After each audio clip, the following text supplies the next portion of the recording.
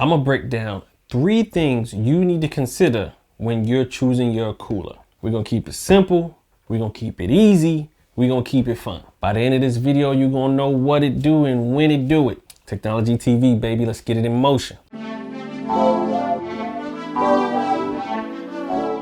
So we're gonna jump right into the first thing for you to consider, and that's air cooling versus water cooling. Both can give great results. There's also a price difference to consider here. Air cooling, being the simpler method, is also simpler to install. There are a lot of different options, some larger ones, some smaller ones, with the basic rule of thumb being the larger the heatsink unit or the larger the cooler, the better cooled your processor will be. There are also some smaller, low profile coolers that seem to be doing a good job. For example, AMD's stock low profile cooler, a lot of people rock that. I'm sure you can bounce around YouTube a little bit and see if somebody stress tested that cooler. But again, the really basic rule of thumb here on air cooling is that the bigger the unit, the better the cooling. Water or liquid cooling units require a few more steps to get installed, but are still really easy to install. The basic rule of thumb for water cooling units is virtually the same.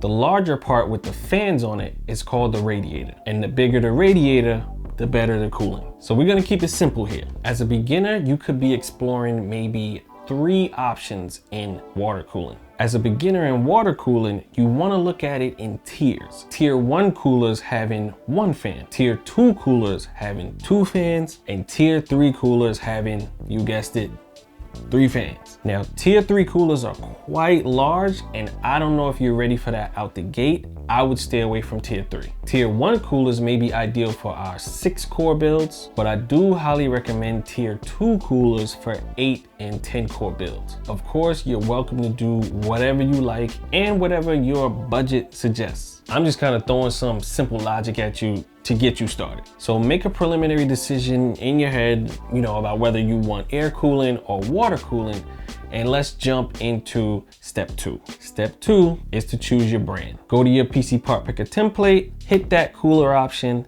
and start exploring some brands. If you want my opinion here, I prefer NZXT's Kraken series for water cooling. I think their pricing is fair and their features are pretty good. And in my air cooling days, I was a big fan of Noctua. The brand selection process is the same as before. Start with brands you know, you love, you trust. And if you have friends with PCs, move on to asking friends about their brands. Now, like I said, at the end of the build, you want to feel confident in your circle that your build is up to snuff. You want to be able to talk about it with the crew and feel good. So if you want to hive mind a little bit, that's on you. But just make sure you're making a choice that you're comfortable with at the end of the day. And now step 3 is where the fun is. You want to choose your bells and whistles. Now this is where it gets crazy. This is what can put you over the budget a little bit.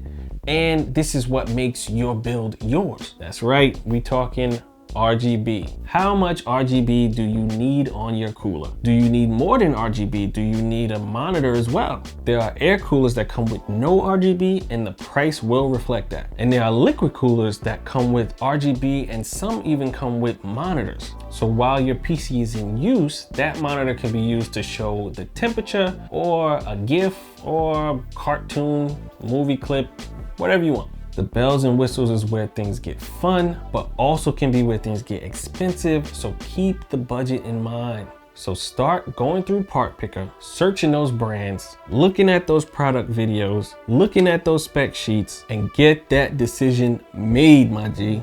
Don't forget to like and subscribe, comment if you need some help, if you have a question, or if you want to know which cooler I have and how it's performing for me. Cooling is definitely one of those things you talk about. Talk it through. Let's talk about it. Because proper cooling is wildly important in your build. So that's the end of this video. You're gonna choose your cooler today. And once your cooler is chosen, you done chose your big 3 and you are on your way to that first build. Once you have your CPU, your motherboard, and your cooler selected in Part Picker, just sit back and just look at it and just love it for a little bit. Get used to this. This is your life now. Tonight you're gonna dream about gaming on this computer. So good luck making your choices, have fun making your choices, and as always, be easy, my G.